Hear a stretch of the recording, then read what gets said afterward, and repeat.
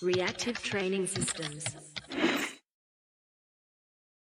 Well, last year at the World Championship, you were able to come into that competition prepared in a way that, is more on the level of what you have been expecting for quite some Mm-hmm. time. I mean, to kind of remind everybody how that went, the 66 kilo class ended up with a three-way tie for podium. Everyone, top three placements totaled 707.5 kilos, and the final placement was determined by body weight. And even then, like I forget what exactly Joe Jordan totaled, but he came in fourth place, and he was not I far off think of that either. 697.5 because my second deadlift That was sounds right. 695. I do recall that you were in a position where if you made your third pull, then you were a gold medalist, first place. On If you podium. missed your third pull, then you're off the podium entirely. So a lot of pressure going into that third pull. What is that like? What was it like for you as you approached the bar on that third Not to deadlift? mention the lead up. You had missed your first one for Yeah. grip and had to retake the second one. Yeah. Yeah, it's just the baby powder because I grip in the like in between, not on the nailing, on the sharp nailing. And then like if someone pull conventional before, so it's my have some baby powders and it just slip out of my hand. But I think it's still fine. So yeah, but I need to retake it anyways. To be sure. Yeah, but at that time I actually I'm not thinking about anything. I just like ask Peter, just like put the number whatever that just enough to win. That's it. So like I actually after my second deadlift, I told him that I'm gonna do like 308 because I feel like I can do 308 and and then I'm gonna do 308 and but Peter said like okay just sit down and then I make a calculation and then okay fine. Yeah, and then whatever is needed is the right weight for the day. But so this highlights something for me, and just kind of knowing you and listen to you on other interviews and whatnot. You have like such a laid back style. You take the sport seriously, but you don't take yourself seriously. Like you're not like some of the other champions will be very what's the word I'm looking for? Almost melodramatic. They serious. So they take themselves very seriously and have a certain lens through which they view their competition and things like that. I find that you try to keep things light. Do you do that intentionally? That's just a personality difference that you've got. Does that how do you do that? I don't know, maybe it's just my personality. Yes, yeah, I cannot be anyone. Yeah. No, I mean fair enough. I mean sometimes it's just that simple, but I think it's good one way or another. Like I think it's good to kind of still see yourself as a person, like trying to do well at this sport and progress as far as you can, but also, hey, you're a person and sometimes things break your way, sometimes they don't. And, it can't always be, I don't know, an action movie. Yeah. I think it's also just cool to see that you take so much joy in the sport. And lifting is fun. The crew that you lift with is fun. The environment you lift in is fun. All of it. Like powerlifting is a hobby sport. We do this because we enjoy it, because it brings us gratitude and joy, and we get to better ourselves. And I think that looking at different lifters and their attitude towards that, it seems like there's a wide spectrum of it. The most serious thing, or it's the thing that I do because I love it. Yeah, I think it came from my experience because I in 2022, I think after I hit the world record at Asian Championship, I feel like that's too much pressure, and I'm not really enjoy powerlifting that much as I used to like when I started, and yes, and then this year I realized that oh yeah just enjoy and have fun. And then yeah, I talk to myself that yeah, I enjoy to do this a lot. Why I am too stressed about it? That's a good point, that you had seen that success and that has an opportunity to shift your mindset. Does preparation for a competition like Sheffield, like it's such a high visibility competition. Do you feel any of that as you're training and getting ready for it? Actually, quite similar to a World Championship. Not really push. Like I mean, my mentally, I just like feel like okay. Sometimes I'm quite chill in my training. Yeah, I still have fun during my train, my prep, like wearing funny stuff. Or yeah, Yeah, yeah.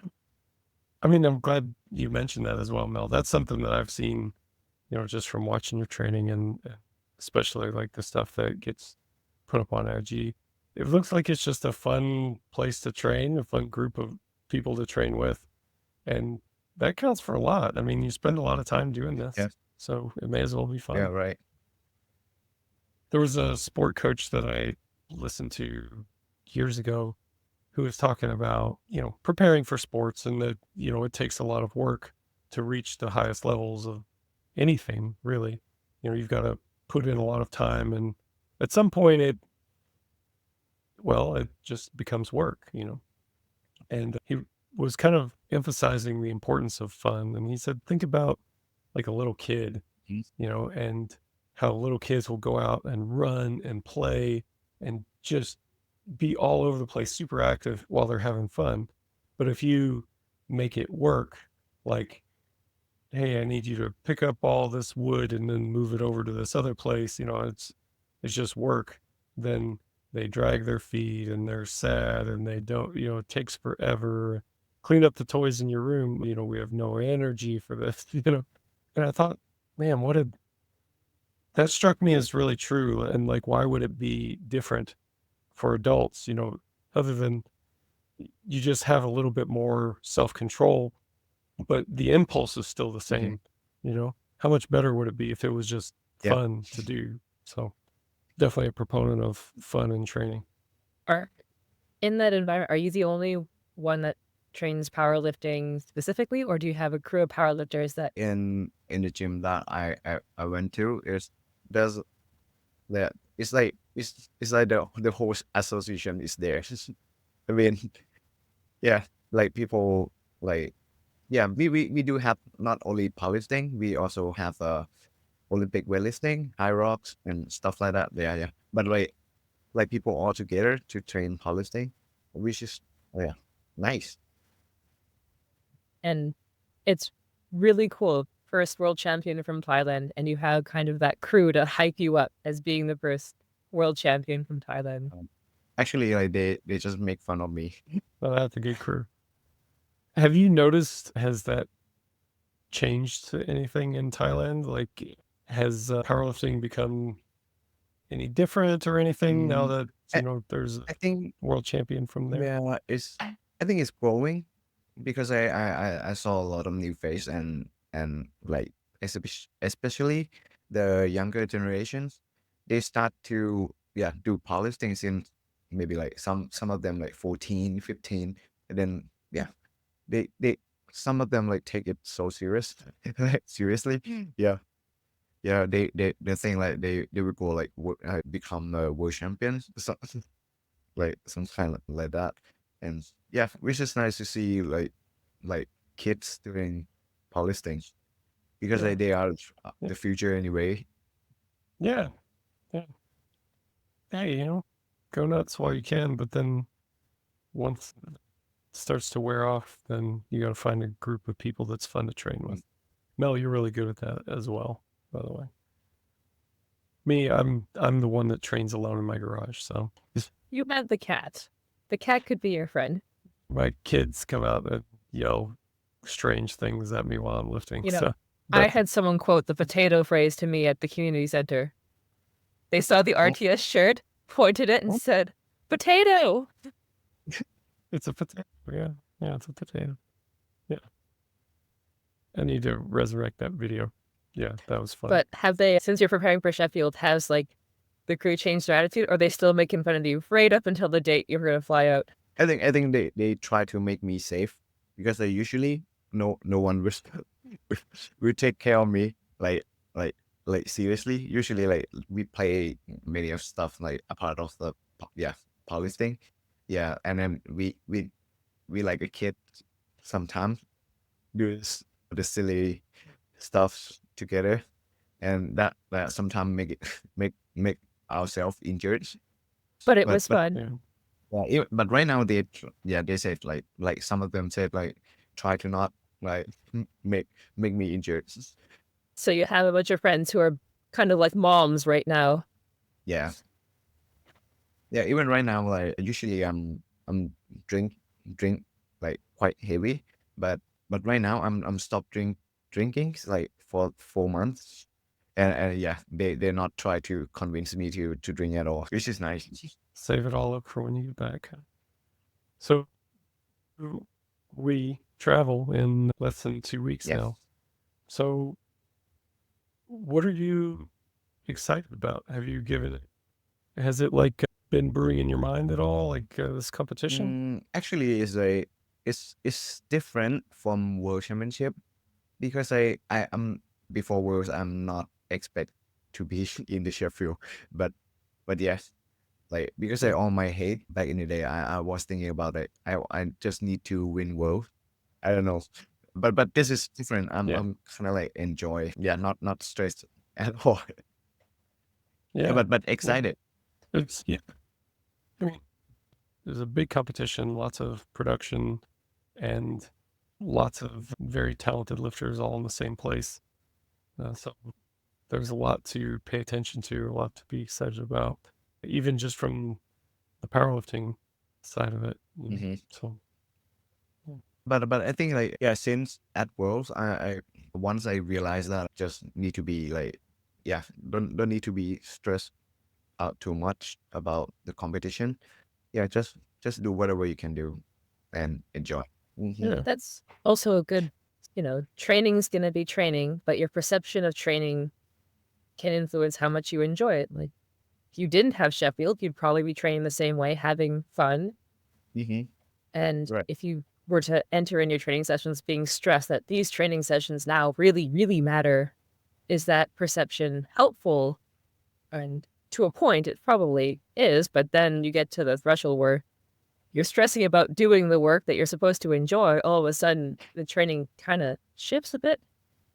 I think the attitude you have is really good. Yeah. yeah, Okay. All good. yeah.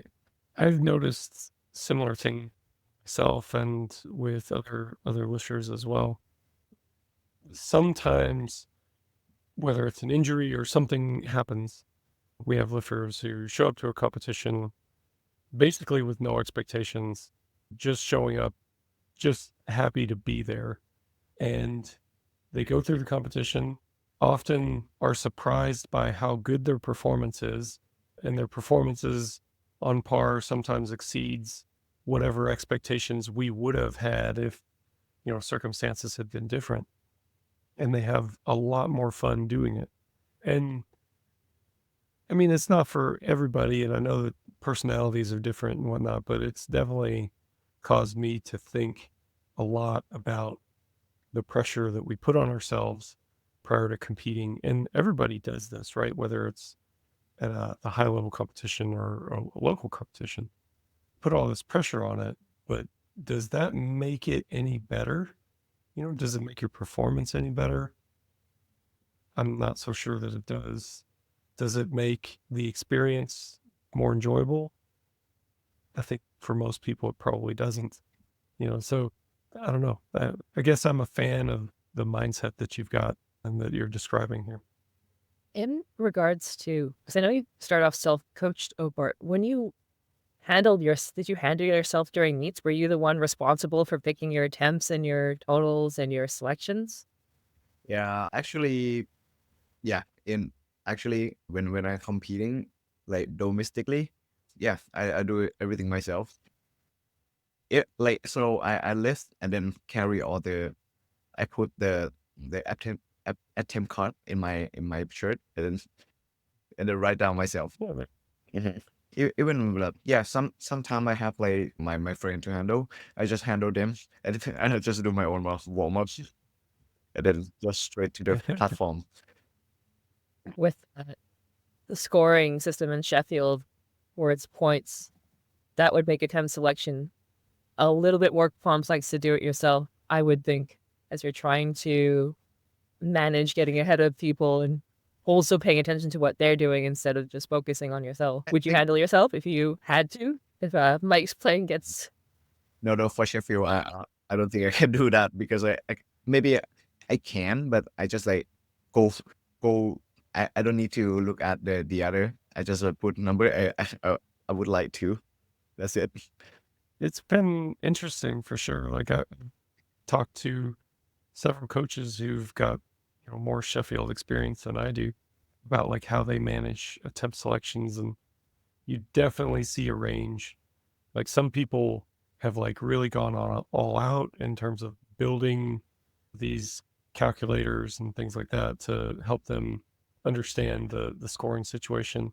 And then other people are just more like, you know what, we're going to total the most we can total, and that's going to be what it is, So it's interesting to see the different coaching approaches. Peter will calculate all the time. He already made some like a spreadsheet about the percentage of each weight class and stuff like that. Interesting. Cool. Yep. Peter's been getting a head start on some of the scouting. And since Peter is the one who's often doing like the in-competition handling for Opor, we're going to keep that going. No sense in rocking that boat. So we'll do that. And, I'm going to build some things myself because, I mean, how could I not? I think having some information, just better situational awareness will help, nail down those attempt selections as close as they can be, but all that will be happening behind the scenes. Opor won't have to worry about any of it. I want to highlight how funny it is that, we're power lifters, we lift weights, we're kind of meatheads, but man, do we love Excel spreadsheets. Let me build a sheet about that. Yeah. Like, oh, have you seen the calculations I have on this lifter? Isn't this a great Excel spreadsheet? Most coaches will have that conversation. Speaking of the scoring system, I know that recently Kyoto put up a total that shakes things up a bit for our weight class. That happens. So in terms of like just the raw scoring side of things, we roll with those punches. But how did that affect you at all in terms of your training, in terms of mindset? Did you have any reaction to it at all, or was just like, oh, good for him? Yeah, I think it's good for him because I saw a lot of Cool. like his scenario on the platforms, and I don't know I'm glad that he make it fire me up a little bit. But anyways, I haven't set my goal like my big picture. So yeah. Anyways, I would just follow my pace.